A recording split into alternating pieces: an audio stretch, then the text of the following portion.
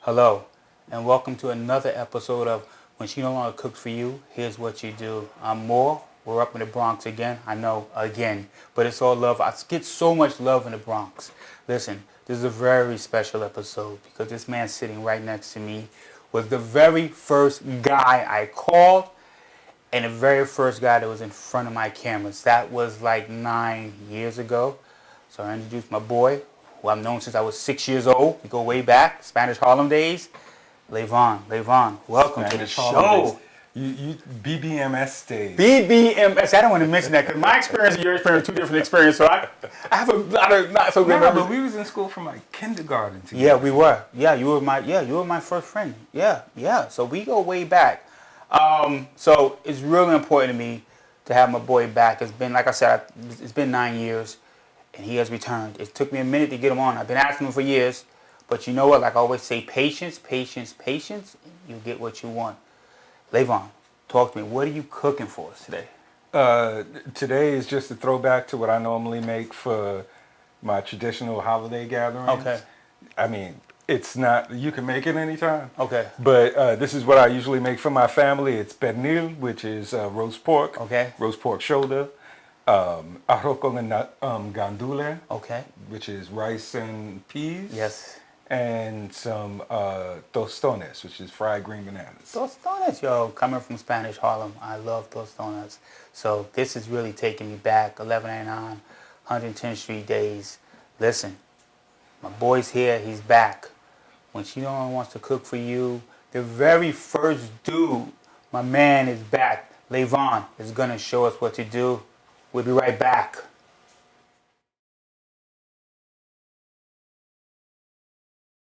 All right. So to get started with this roast pork, the first thing you need to do once you've selected your roast pork from your the supermarket or your butcher, and I should say that your pork should be the pork shoulder. People often ask about whether you should use a butt. I find the pork shoulder is best, and that bone comes, the pork shoulder bone slides out nice and easy once it's all done. We'll get to that later. So what you want to do first with your pork shoulder is record how many pounds it is, because the weight of your pork shoulder is going to determine how you season the meat. And after you've unwrapped it and everything, you're going to need to season it. Clean it. And the way that I like to clean my shoulder is with some lime, some vinegar, and some cold water. So I start here with a nice big pot. I have my limes over here. Ba-bang bang. And we'll be right back. So I've gotten the water in the pot here. I've gotten it about 3/4 of the way up full. I'm gonna slice up the lemons real quick. It's a real rough cut. Quarter them up. Toss them in there for now.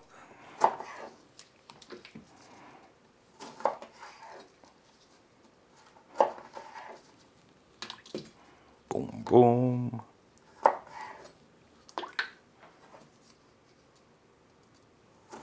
You used to come to my house for Thanksgiving and whatnot, where my mom used to cook and whatnot. Y'all still have those big Thanksgiving dinners?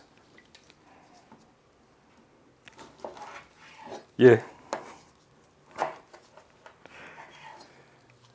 The funny thing about this dish, like, once it's cooking and I have it in the oven, the whole house smells, excuse me, What you got here is some regular white vinegar. It's by eye. I don't have a real measurement on it. Give it about half a cup.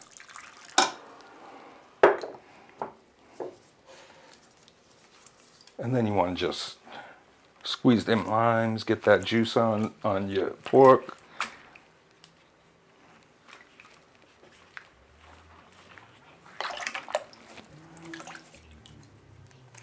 And then once that's all done, I like to let it sit for maybe like 15, 20 minutes. And then when it comes out of this, we'll show you. You're going to want to make sure you pat it nice and dry. You don't want the pork, especially the skin, to have any moisture in it, because that's what makes you get the nice crispy cuerto at the end. So now that I got it all rubbed in there, take my gloves off, get rid of those, and we'll be right back. All right, so the pork's been sitting for about 15, 20 minutes now. So the first thing I want to do is I want to make sure this pork is nice and dry. Once it comes out the water, I'm going to start off with some paper towels. I have a lid for one of those foil containers here, and I'm going to put the pork on. We're just going to drop it on there and pat it dry.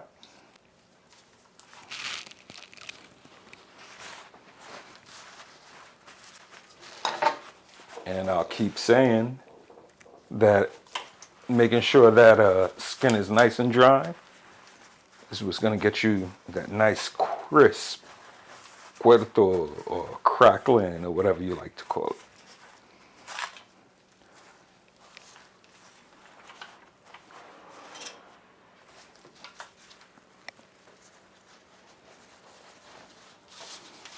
All right.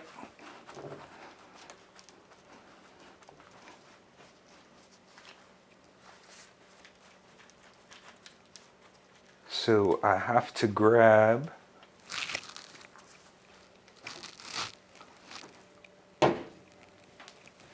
the container for this. You can see it getting nice and dry there.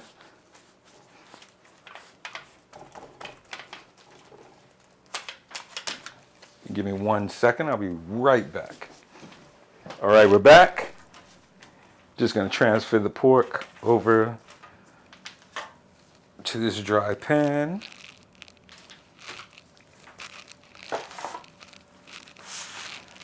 And then we're gonna score the skin.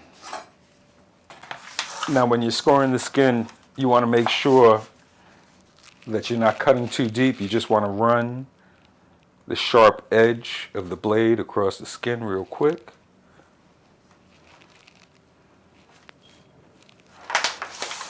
And then cross it. You want to do your best not to cut all the way through the skin. And then now what I'm going to do is cover it with salt. I'm using kosher salt here. Sea salt is good as well. And you want to have a nice thick crust of salt over the whole pork. Especially, well, concentrating on the skin.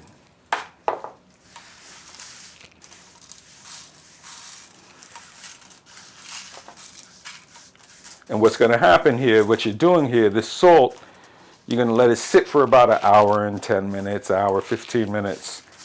And the salt draws all the moisture out of the skin. With your ultimate goal of having a crispy cuerto.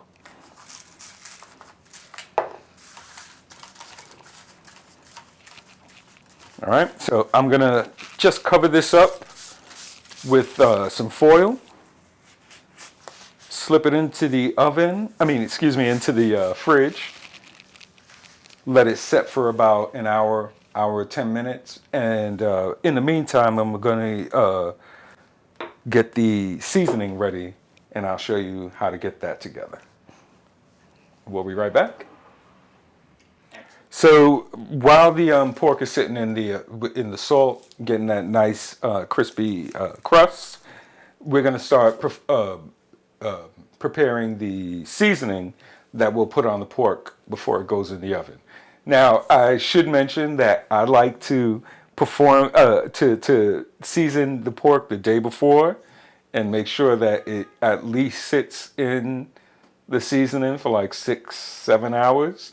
So pernil is like a 2-day chore, but here we go. Now, growing up, my mom always had this cookbook in her library, the Puerto Rican cookery, and this is what I use for my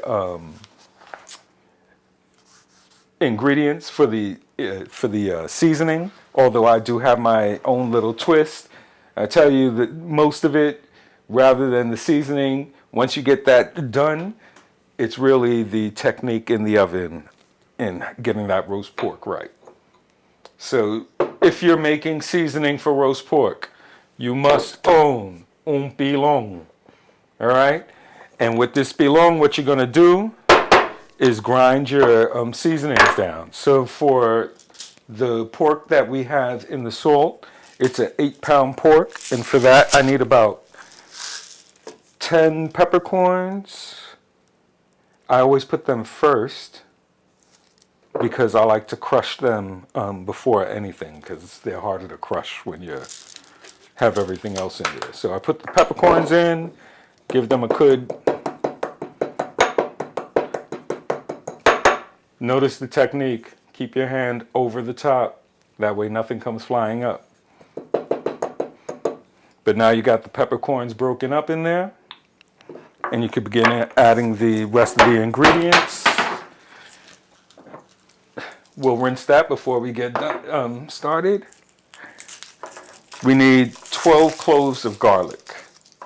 I'm a garlic person, so if the recipe calls for 12 cloves, I will probably put 15. When you're crushing garlic in a pilon, you don't really need to chop it up that much and be that precise with it. You just need to get a nice good cut on them.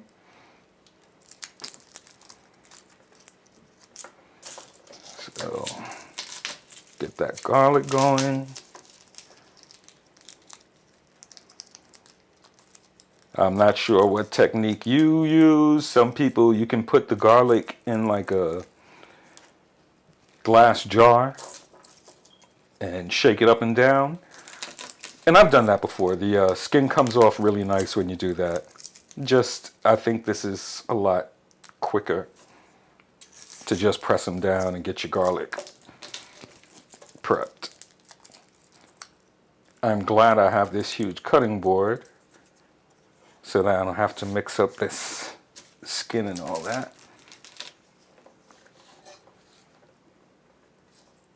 Get it smashed up in the pilon.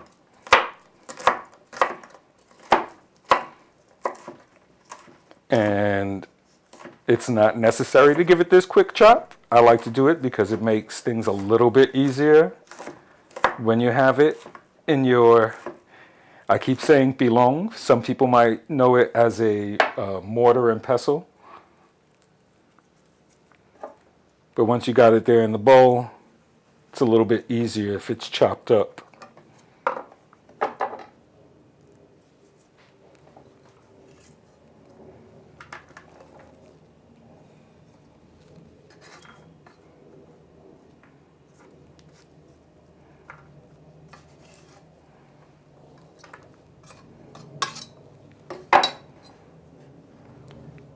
And you get your garlic in there.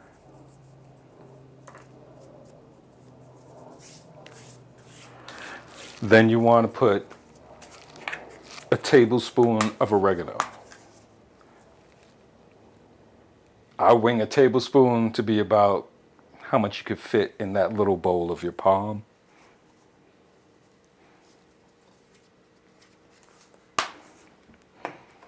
Then you want 3 tablespoons of olive oil. I'm a former bartender, so I know if I give a good count of 3, that's going to be about 3 tablespoons of olive oil. And then you want 3 tablespoons of vinegar. You do not want to be generous with vinegar. So I kind of eyeball it with the count.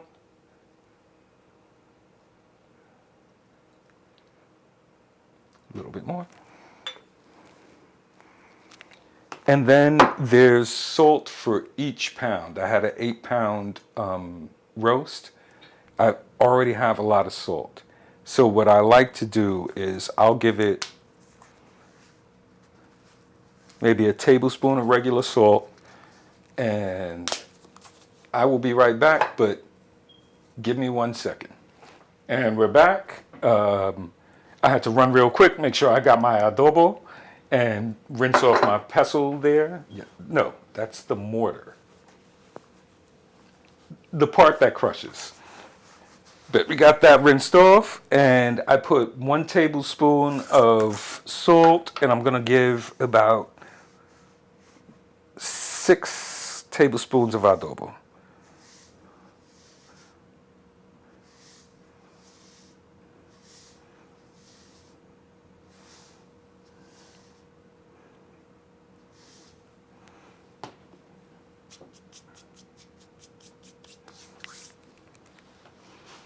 Now, one last thing I add, that's not in the book, is a little bit of sazon. This is about half a packet. I like to use the sazon that doesn't have salt because, as you've seen, I've already used a whole lot of salt in this recipe. And then we get to crushing this, right? So you want to make sure you have a nice, good paste.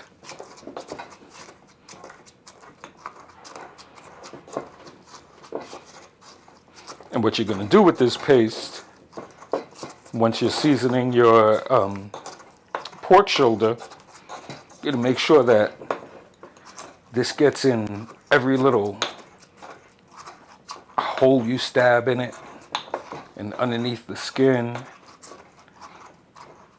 and all over that fat so that it absorbs the seasoning. So we're gonna mix this down, make sure it gets to a nice lumpy paste, and we'll be right back. So I've gotten that paste nice and mashed down. We'll get to that when we get back to the pork. But for the minute, I'm going to start preparing these green bananas. So I have right here in this pot cold water, some minced garlic, about 3 teaspoons of minced garlic, and about a quarter cup of vinegar. So I'm just going to cut the green bananas and soak them in that real quick. Now you want the green bananas to be about 1.5 inches thick when you cut them.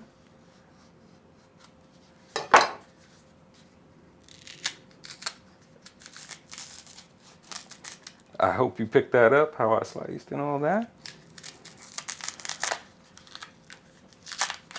You want to get all the skin off.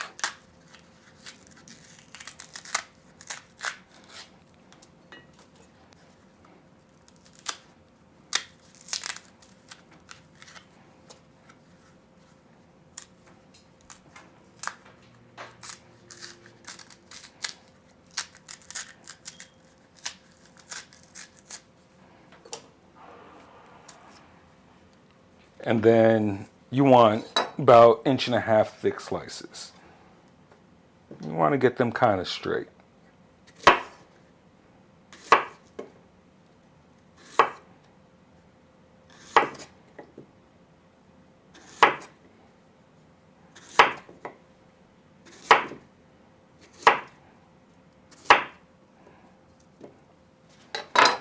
take that,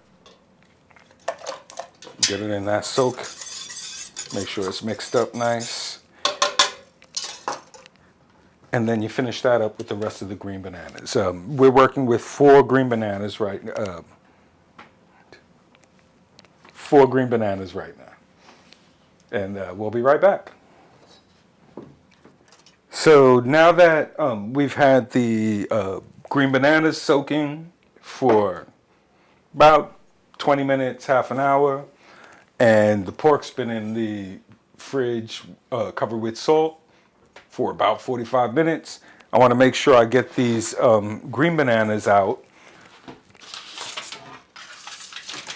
drain them on some paper towels because we're going to fry these. We want to make sure they're not they're as dry as possible when we start frying them. I'm going to let these green bananas sit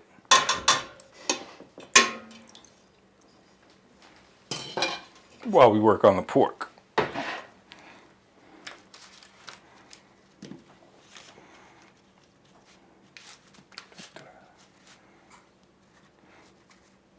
I'm going to pat them dry in a few minutes, but it's all right if they just sit like that. And then we'll get that pork that have been sitting in the salt.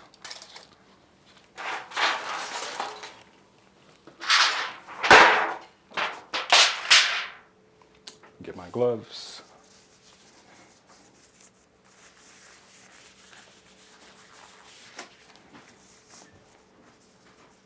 And of course, what I forgot is the knife. Let me grab the knife real quick.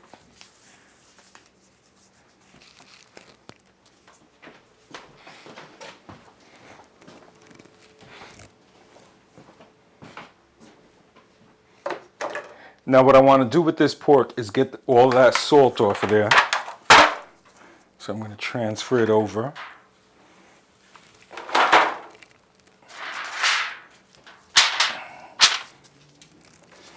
Scrape it real good with that knife.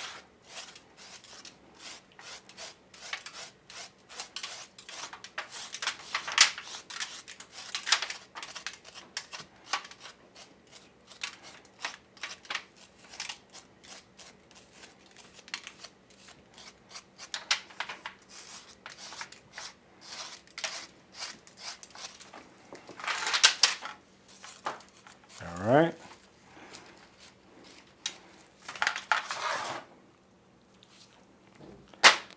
So once you got all that salt off,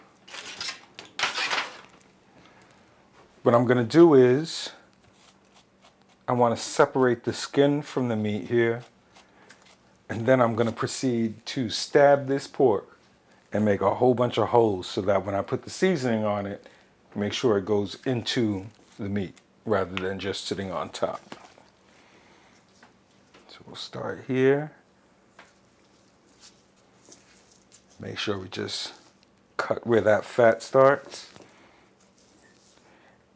And what I'm working on is making sure I have a flap that I can just fold back.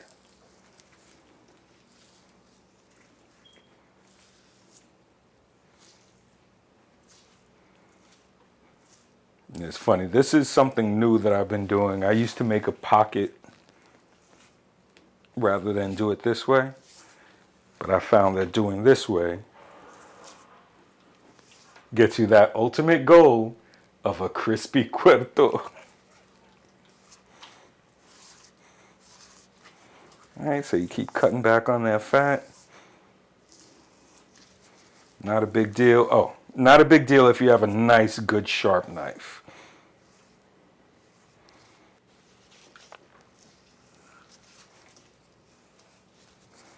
I'm going to get it back as far as I can, because eventually what's going to happen is I'm going to season all this underneath the skin.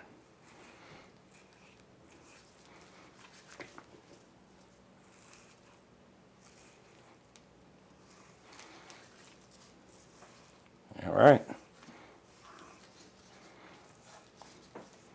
So you see you got that flap there. Boom, boom, boom. Then what I like to do is I'm going to start with a dry pan. I'm going to flip it over on the skin side. Let me grab some paper towels real quick. What I want to do is pat this skin down a little bit more, make sure it's absolutely dry.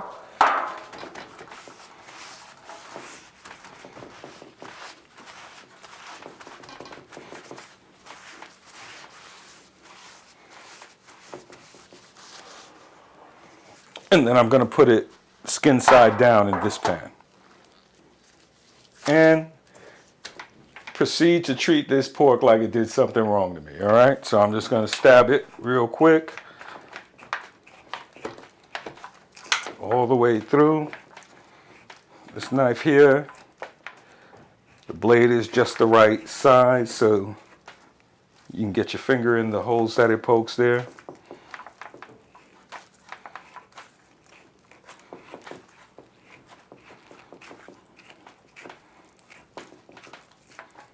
All right, and then you start the seasoning, right?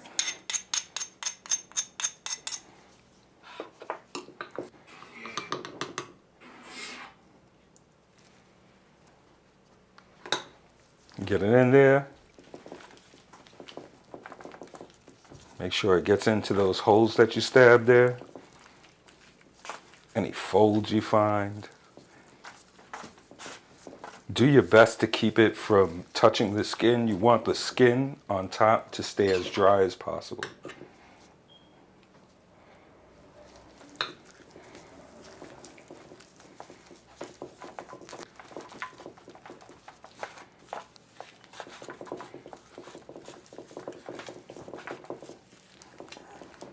All right, once you feel like you got it real good in the holes into here, and you want to get pieces of garlic in those holes, right? You can then give it a good rub down, and then you want to flip it over, keeping the skin side dry. Fold that back and stab it in here.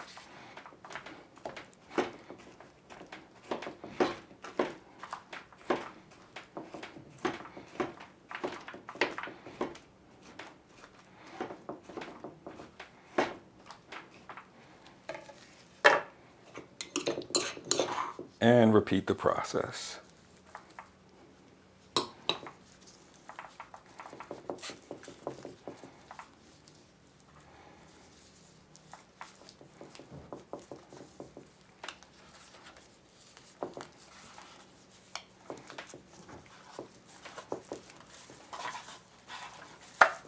Make sure everything gets seasoned. You want to make sure you have stabbed holes here so you can get seasoning in there. And then, once you've done all this, you're comfortable, you got all the seasoning on your pork.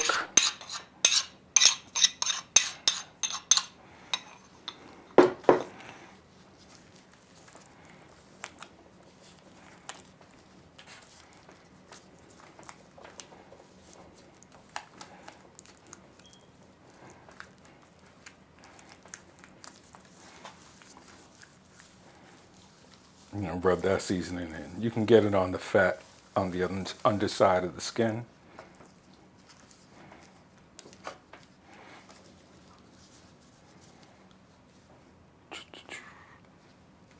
Just trying to make sure I have all the seasoning on there.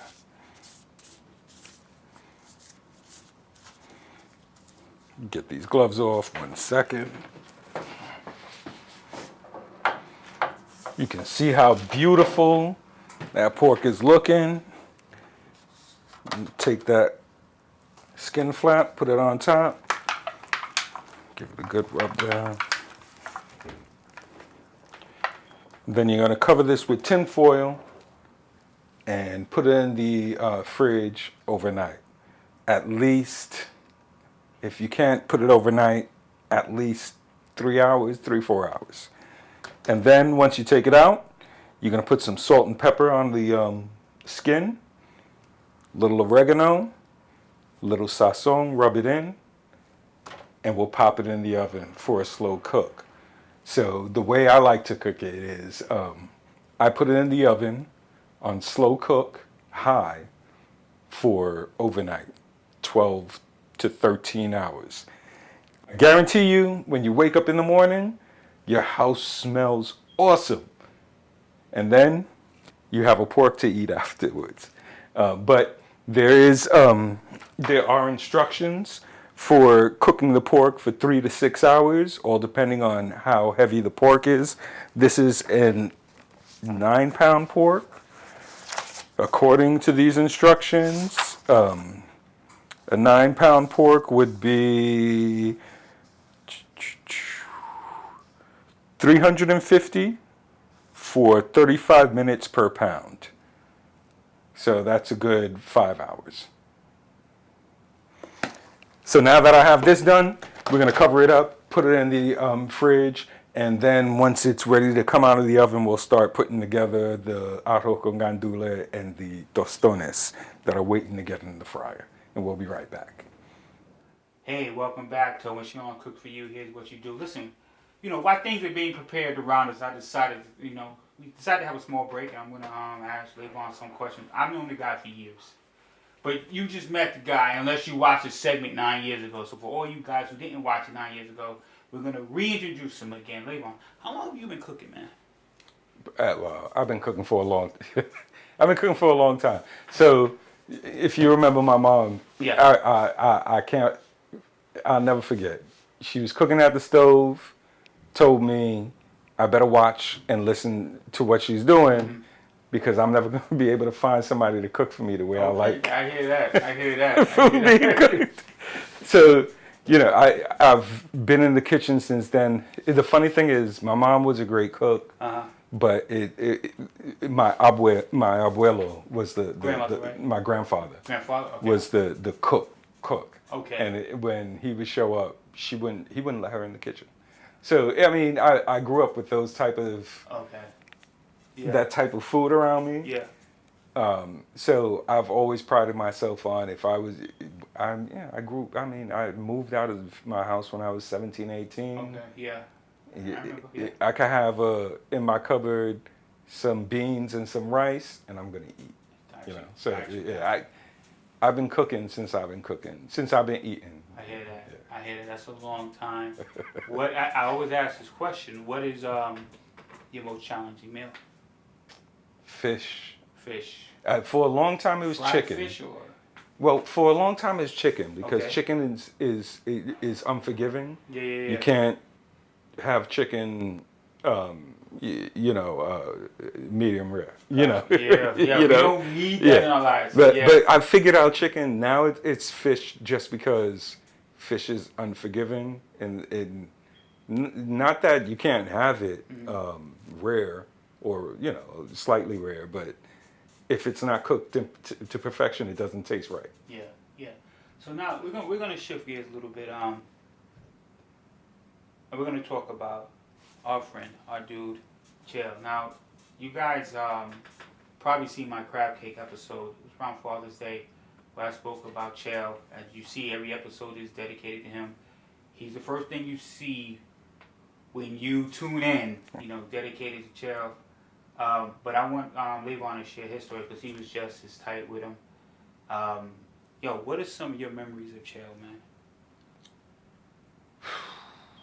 Ghetto boys. Yeah. Rice of pot. I used to live with him. At a certain point, I had moved in with him. And when we didn't have food, I would go to my mom's house and we would sneak in. And my mom would make rice and beans. Yeah. So she always had a pot of rice. And I don't know if I was drunk or high or whatever, but I remember saying, there's a rice a pot in the fridge. There's a pot of rice. But man, that was a constant joke. Yeah. I was talking, Chill always wanted to be on the show. Yeah. If Chael couldn't do it, he was gonna figure a way to do it. That was just Chael. You know, he was everybody's guy, and I already expressed so much love I have for him. Gigi is the best. God bless her, his mom. You know, we try to stay in contact, especially on days with his birthday and things like that. Chael was a wild boy. Chael was a wild boy. You know, I've already told you some of my story, and I already told you, a story about, what touched me and what made us so tight. What about you? Because I remember when we were younger, I already told the people, like, the video game thing. Everybody knows Chael was a gamer.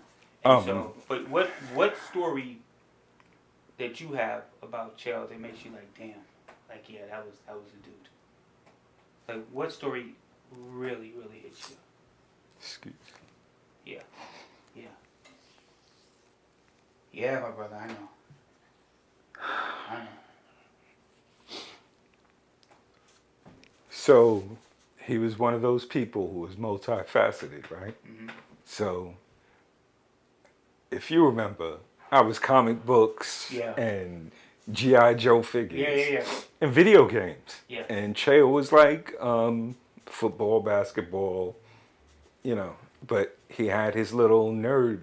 Yeah. Chael was a nerd. Yeah. He was a nerd too. And we found, Yeah. we used to rhyme, We had our... That's right. Yeah. We had our group.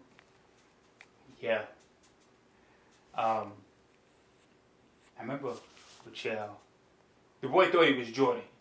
All right, the boy was 23 all the way. But let me tell you something about him.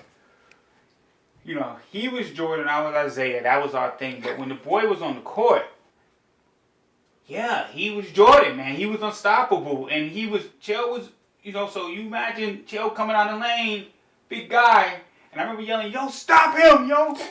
I used to get so frustrated, yo, stop him. But, it was just, he just knew he was Jordan. He took that on. I was Isaiah. He was Jordan. And But he was more than that. I mean, yeah. He was a father. He was a dad. He was a good dad. Grandfather. Yeah. It was like, even to the day he died, he had scandal. Yeah. He was my brother. Yeah. He was a lot of things to all of us. I met him when I was very young, and like I always say, he said something crazy out of his mouth, and we laughed, years later, because that's how we met, and yeah, man, everything is everything I do is dedicated to his memory. Anything I produce will be dedicated to his memory. He was just an amazing guy, and we miss him, we love him, and yeah, we miss him. And everything we do is fair. Yeah. Yeah. And so in his memory, I really believe that he's looking down on the episodes I produce, and my show has gotten better, and I think his memory and his presence around it has really helped me get to where I am. His picture hangs in my bookcase at home, so I chat with him, and I just thank God for him. And he was just that pain in the ass who would He was. come back and haunt us. Yeah. He'll be there watching just to knock a book down at the right time. Yeah. But he's been amazing, and Gigi, thank you for having him and sharing him with the rest of us, because he's touched so many people. And we can go on forever talking about him. It's like I said in my last episode. It's just one of those things you struggle with why he's not here anymore, because he was so larger than life, and I struggle with that. I'm sure I can speak for a lot of people who knew him and loved him. We struggle with that, and so I know this is the second time. I just wanted Leyvan to share his memory of him, and we honor him. So when she cooks for you. Here's what you do. Chael, we love you. And we'll be right back. So now the pork's been in there. You got an hour, maybe 45 minutes left to cook. You want to crank that oven up to like 400, 425, and then you have to take the top of the foil off. That's the part that gets your pork skin nice and crunchy. And I think, yeah, she looks beautiful. So we'll put that back in, let her warm up, and we can get started on the arroz con gandules and tostones. So the last couple of minutes in the oven is just to make sure that you get that skin nice and crisp. Woo! My glass is fogged up.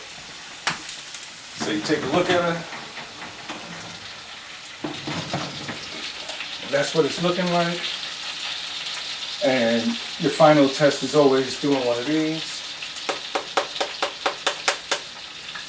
You hear that? That is a puerto. That's the puerto. You know, it's nice and crispy. Excuse me, I'll reach over here real quick and take this out the oven. We're gonna let her rest.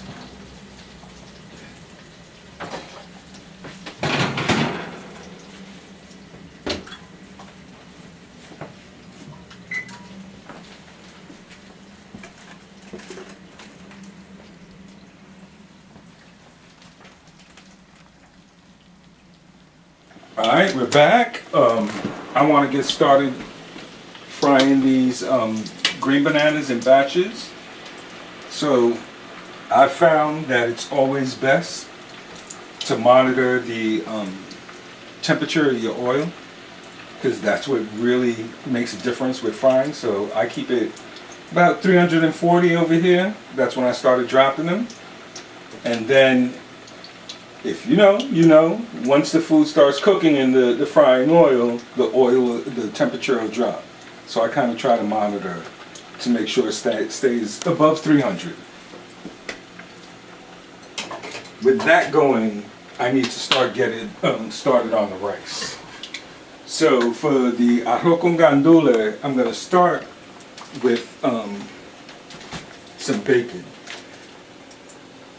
Yeah, we can go into it. So these rice dishes from Puerto Rico are generally based on those farm workers, the people who worked in the fields, and they didn't have a lot of food to work with. So they would take like a piece of meat and throw some rice and some beans together and make a dish. So what I'm doing here is I'm cutting up a couple of pieces of bacon to get started on my arroz con gandules.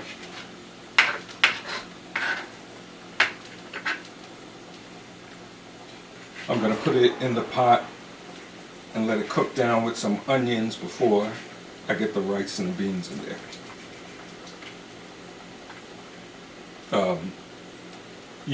Arroz con gandules is not a vegetarian dish.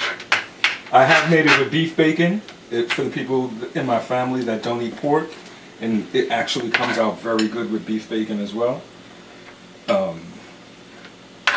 That's as far as I've gone with the meat. So I have that in a pot. I'm going to start that up at medium-high with about a tablespoon of olive oil.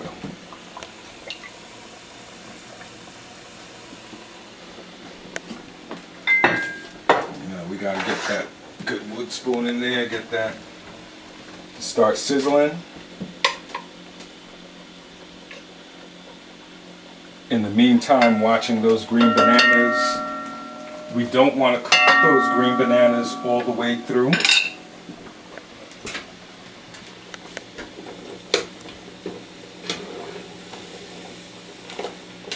So yeah, you got a nice little yellow color. You don't want that quite that golden color yet with them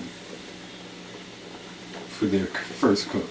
With tostones, you fry them twice. So what we're going to do is fry them once like this, mash them, and then fry them again. And then I'm going to make a little mayo ketchup sauce so you can dip them. You see how we do. One of the lies they tell you is to put paper towel when you're frying. You should not use paper towel. When you take your stuff out of the oil, have it in some sort of metal grate. Let the oil drip off whatever you're frying. But if you have it in paper towels, your food sits there in the oil and it gets soggy. So I have a paper towel underneath. I'm just putting it in the metal colander. We're going to get some more. We're frying the green bananas in batches. Oops. One thing I didn't take out.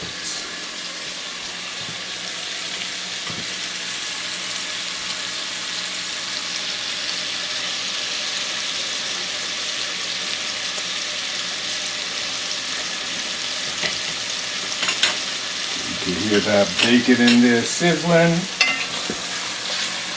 Moving around with the olive oil. I'm going to add, the recipe calls for a small onion, of which I don't have at the moment, so what I'm going to use is a shallot. They're a little bit sweeter.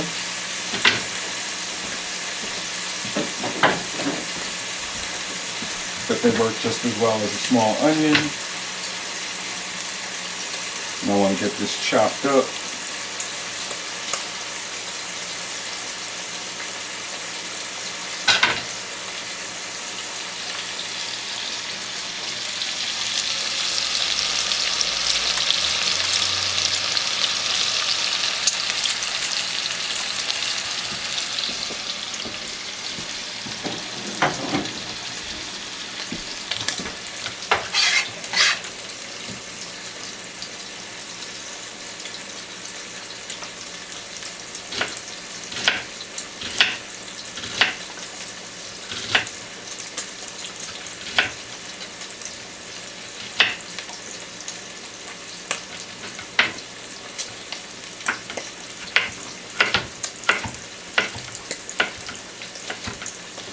Tell you, one of the best tools you can have in your kitchen, and I'm sure you heard this a million times, Marcus, but it's a good sharp knife, the one that you depend on.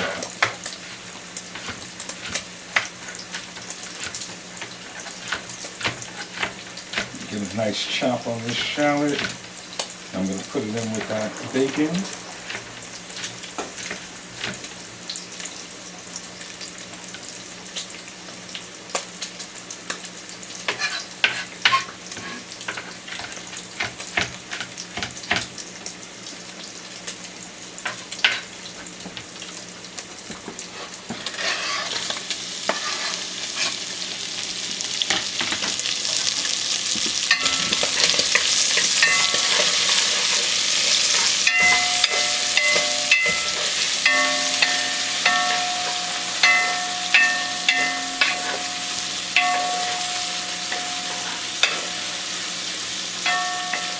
So, most recipes for arroz con gandule or for rice and beans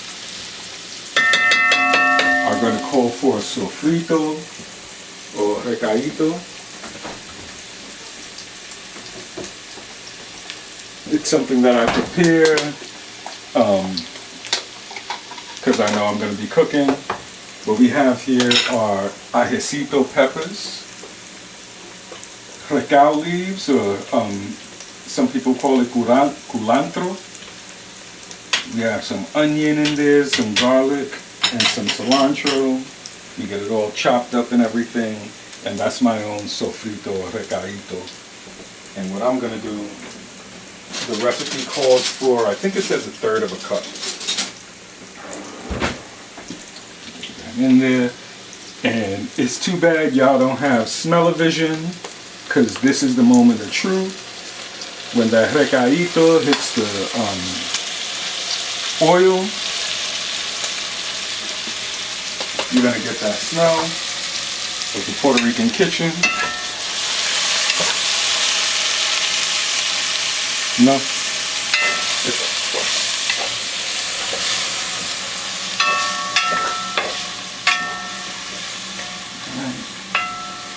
I'm going to lower the heat on that. Let it simmer down a little bit. In the meantime, we're still frying up these green bananas.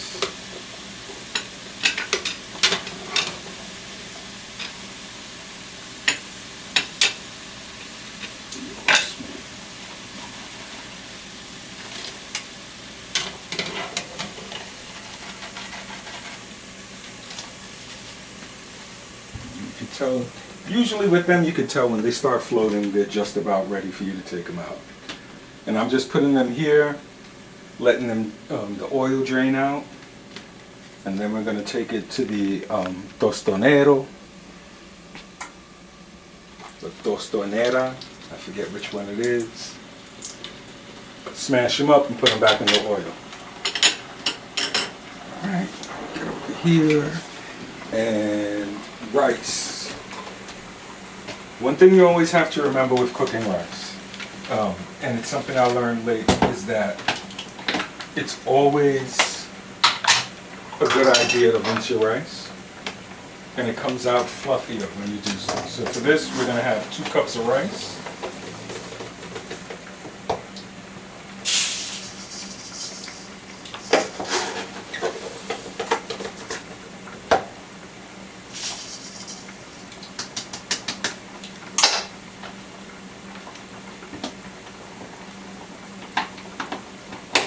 And I'm going to rinse that rice out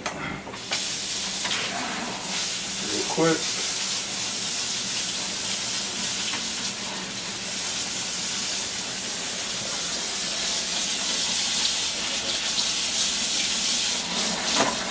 And let that drain.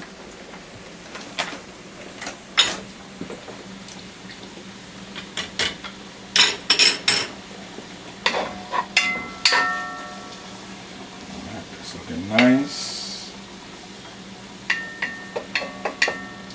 Now, right before I add the rice, well, let's see, before we start even talking about rice, these are gandules, green pigeon peas. West Indians refer to them as gungo pea, and these are my favorite for to mix with rice.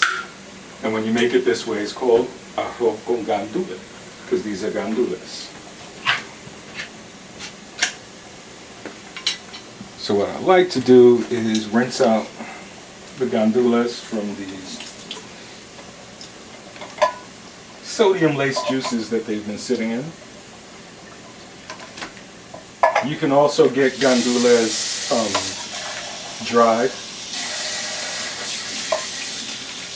And if you have skills with dried beans, go right ahead.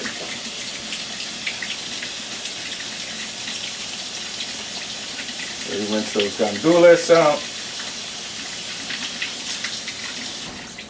Let them sit.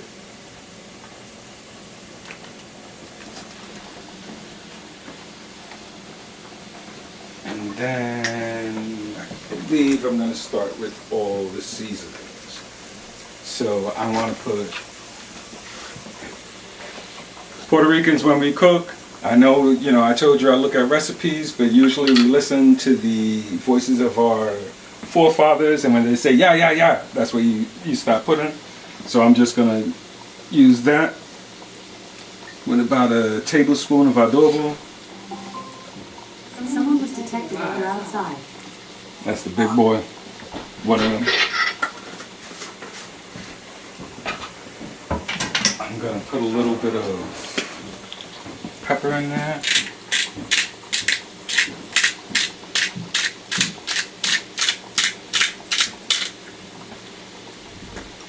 Get some oregano.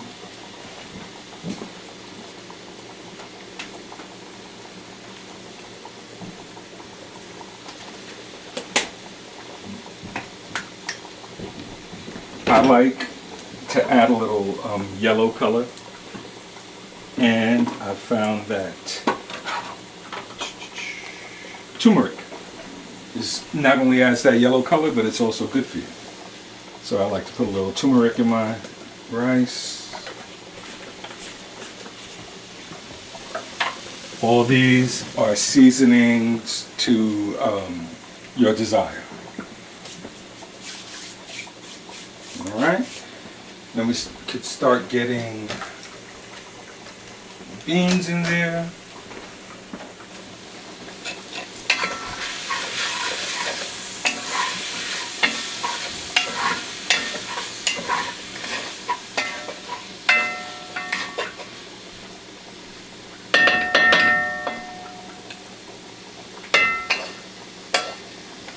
I'm gonna add, since it's 2 cups of rice, I want 3 cups of liquid.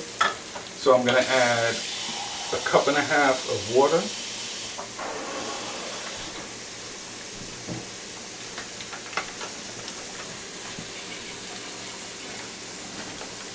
And rice is another one of those things that's unforgiving. You know, you can't play around with the measurements. So that's 1.5 cups of water. And then I'm gonna add 1.5 cups of beef broth for a little flavor.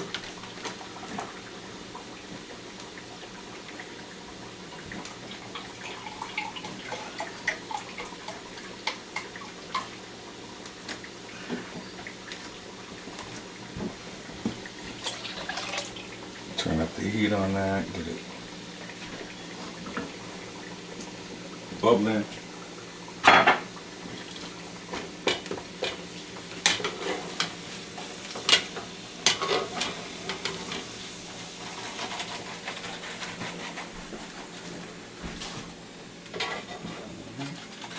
Tell you, we're cooking meals like this, the big deal is the timing.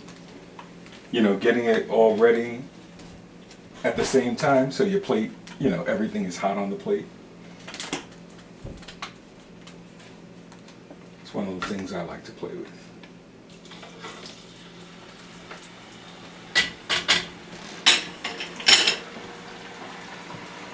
All right. Now, for me, most of this has been from a recipe, adding the gandules and all that stuff. But I like my rice tasting a certain way, so I know I always need like at least 1 bay leaf in there. 1 or 2. If it's a big one, it's okay with 1.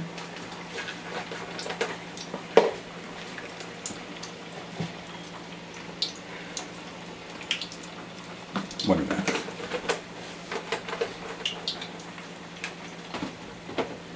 And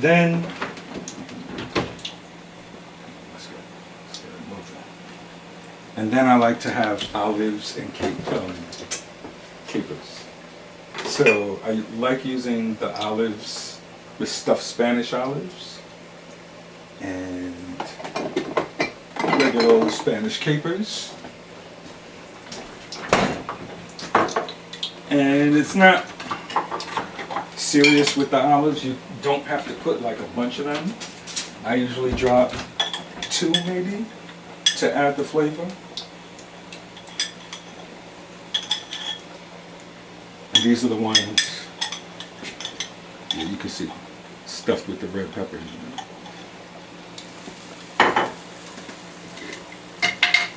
And then just a little, like maybe 10, 12 capers. That's me.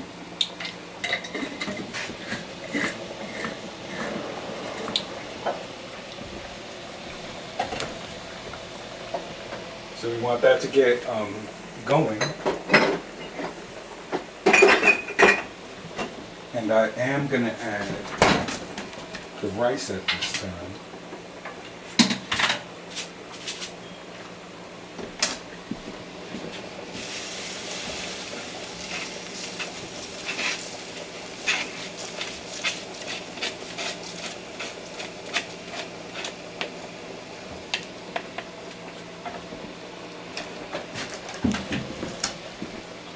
Give it a good mix.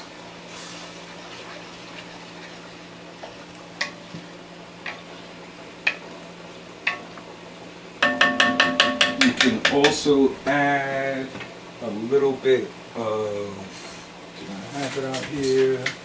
Did I leave it out there? Let me see, a little bit of sazon pork.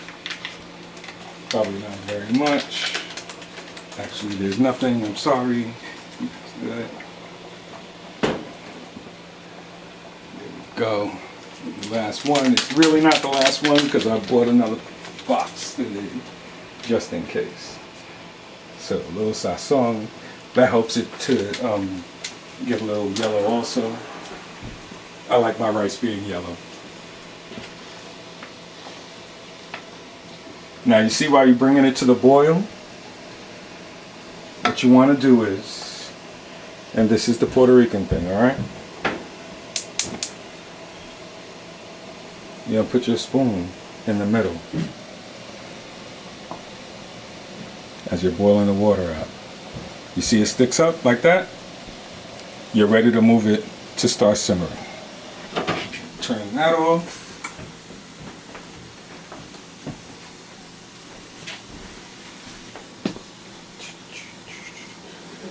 I'm just moving it to this back burner to simmer.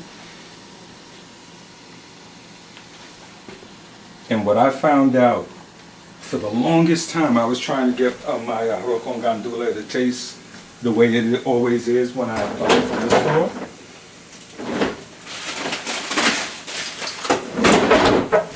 The freaking banana leaf, yeah. So you take a banana leaf. I got these frozen at the supermarket.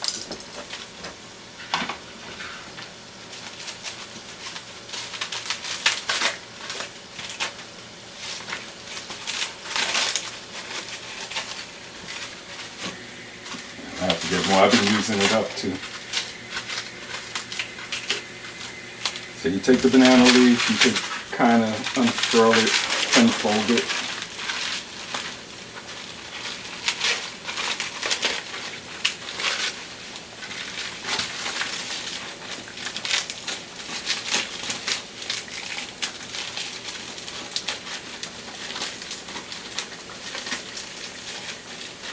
I'm trying to get the good one, that's why it looks like I'm having a hard time. There we go. That's a good one.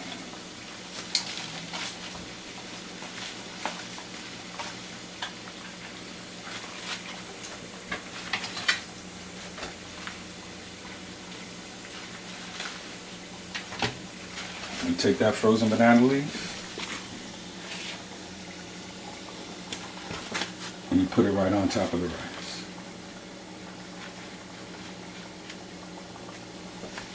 And cover it.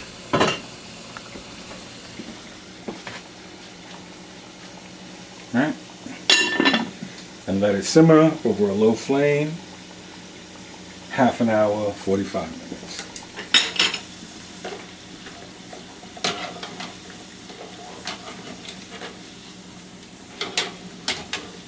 And believe it or not, that's all the bananas.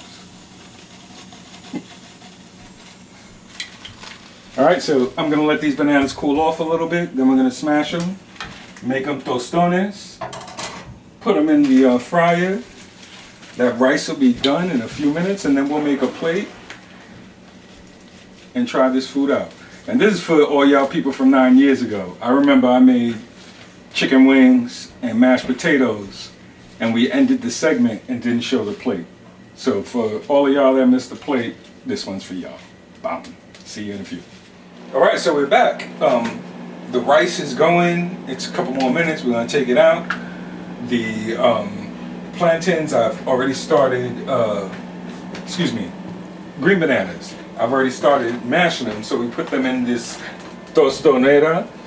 And really, you don't need one of these. You could use 2 plates, you know, the bottom of one plate against the bottom of the other plate. But you just want to get these fried bananas a little bit flat. And what we're going to do is toss them back in the oil for a couple of minutes till they're golden. And then they're going to be ready. So, whoops.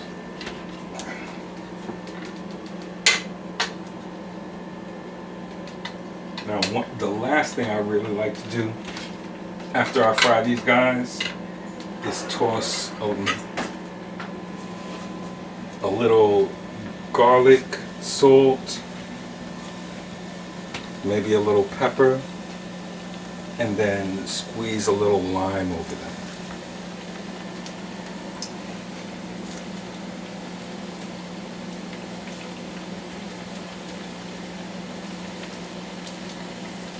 And again, I always try to make sure that the oil is like 320, 340, because that way they start cooking as soon as you put them in the oil.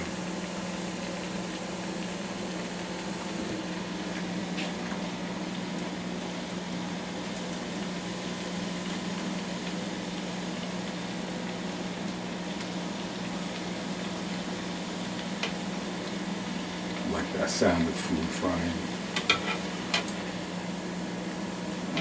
I'm gonna tell you one more second. They're looking kind of beautiful right now. Take a look how they look in the oil. You see them frying? You see just the golden color? That's when they're ready. Get them out of that oil. And again, I'm putting them in the metal colander.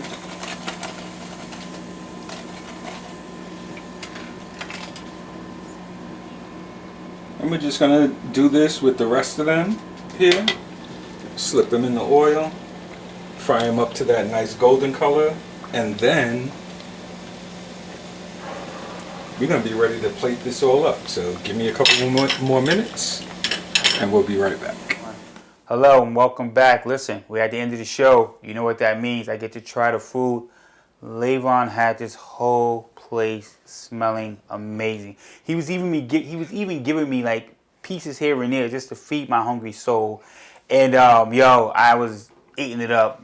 Leyvan, you had the place smelling amazing, my brother. That's what we do. Let me have it. Let me see. All right. Damn.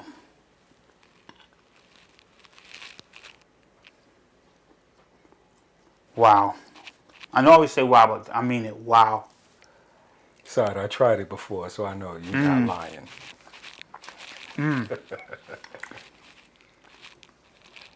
You got to take a bite of the skin. Let them hear the crunch. I was saving that for kind of last, but yeah. Now, let's talk about the skin.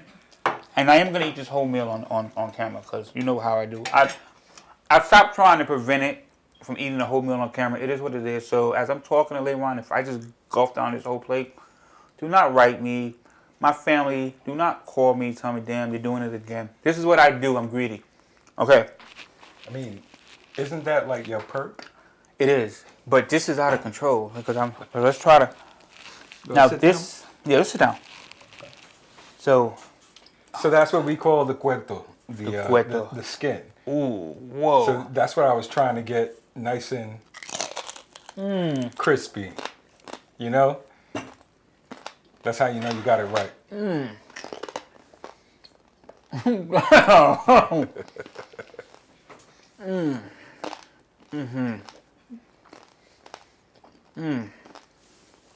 Wow. God damn, that's good. I hope so. I'll Brother, try. no so. So then you got the arroz con gandule that you already tried. Traditional Spanish dish you eating right here. This is what, New Year's, Christmas, Thanksgiving, you come to a Puerto Rican household. Look at the grease on my hand. This is what you get. Okay. This napkin's right over. No, I don't need no napkin. I'm greedy like that. So what you dip in the tostones in is called mayo ketchup. Mayo ketchup. And it's a little dipping sauce that we like to make in our culture. I have my own little secret that I put in there, but it's basically mayonnaise and ketchup with little spices. She wasn't supposed to tell you that. You know what I'm saying? But it's all good. Now let's talk. Let's talk. One thing about the skin here. I watched you do something amazing that was really cool. I love the way you I wasn't expecting that, but I love the way you cut back the top layer. Oh yeah. I see why. This is just so amazing. Let me ask you a question. I asked you already. Damn, that's seasoned. I already asked you like what meal gives you a challenge. Now we're gonna reverse. What meal people call you and be like, you gotta make that. Oh, this. Okay, I see. It's this. So, I mean, when the family is like, Leyvan, you coming, you're going to make something, you're going to bring some pork. That's it. Or it's the rice and beans, of course. This is really amazing. But I'm Puerto Rican. Like, I mean, so, yeah. And so I'm going to get into it. I'm Puerto Rican, right? Okay. So my mother's from Puerto Rico. My father's from Darien, Georgia. Yeah. And I used to go through this whole bit about I'm half and half. Until I met this old Puerto Rican guy named Izzy. And he was like, you don't say 50-50. You Boricua and you black. That's it. Okay. So that's what it is. I'm 100% Boricua, I'm 100% black, and you do the math. You know, but this is the Boricua coming out of me. Usually, along with this, I would have, so on Thanksgiving, I make a turkey. And I make cornbread and mac and cheese and collard greens and things like that. You know, speaking of being Puerto Rican and black, we like I said, we've gone to school since we were little children. Kindergarten, yeah. And yet, I always respected Leyvan because he carried both. And he carried, even as a child, and that's a compliment to his parents. He, very young age, he knew he was black, he knew he was Puerto Rican. You know, Leyvan can bust out a Spanish recipe, but he also can tell you African American history. He's so balanced, and he's always kind of, you know, props to his parents because he's always had that beautiful balance about Props you. to my mom. Okay. I have to really say that's all Sonia Maria Cruz. Okay. Jones. Because she wanted to always make sure I knew where I was coming, where I was from. Well, and she made sure she drilled that into me. I mean, my father. So my father. You know how dads are, Southern dads. You know, you know. Yeah. So it was really my mom who made sure I knew who I was, where I came from. Yeah. You know. Yeah. No, I you know, growing up, I knew his mom. We were all like family. And so, yeah, no, I definitely get it. This is all, you know, personal to me because I've known him so long. I've known his family so long. So, like I said, to get him back on the show is an honor. And to make this fantastic meal is an honor. It came out pretty good. It came out amazingly good. I mean, I know, you know, a chef gonna be like, yeah, it came out all right, but he know damn well this came out amazing. He had the whole plate smelling amazing. I'm still tripping over this skin. You know what's so crazy about the skin is like, you bite into it, you hear this crunch. Like, listen to this crunch. I mean, that is so everything. It's so evenly seasoned down. Can I do this? Can your average person do this? Yeah, I mean, you follow the steps. It's really a matter of making sure that the skin stays dry. That you know, I showed you salting the skin and drying it up. You want to make sure that skin is dry when it goes in the oven, and then that last 20 minutes, you know, with the high heat, that gives you the real crunch. And the rice is so good. Now, I'm not good with rice. I'm not gonna lie to you. I'm not good with rice, and I probably can't even follow instructions to make rice. But you mastered it. You mastered it in such a beautiful way. I can't call myself Puerto Rican and not make rice. Listen, I'm a black guy and I can't play spades. So, dude, neither can I. So it's all good. You know what I'm saying? Like, I cheat real good at I'm spades, a black guy. I cheat at Monopoly, but that's another story. I do cheat at Monopoly, but yeah. So I hear you. Listen, I think I do want to make a toast to our boy Cheo. Dog. And I know you guys are like, oh, you talk about Cheo, but nah, we you know. Every day. Every day. You know, Every we day. represent him. I got this right here. Yeah. You know, I love, I mean, that's my brother. Yeah. He's going to stay with me till the day I die. Yeah. So. He screamed for the dog. Yeah. So that shows you how much he means to us. So we're going to close the show. Leyvan, thank you for this wonderful meal. I didn't eat the whole thing, but I'm about to when the cameras go off. Thank you for a wonderful episode. And thank you for coming back. It's been 9 years. But, my pleasure. But my brother, you were the first I've been clocking. I've been saying, where's my spot? Where's my spot? Nah, but he's been amazing, man. You know what I'm saying? He reached out to me and said, I'm ready. And when, you know, Mr. Jones called and tell you he's ready, you be like, yo, cameras is rolling. And we hiked it up to the Bronx. and we're here. So we're gonna close out the show with a toast to Chael. When she don't cook for you, Leyvan, Bronx showed us what to do. Cheers to Chael. Salud. Chael, we love you.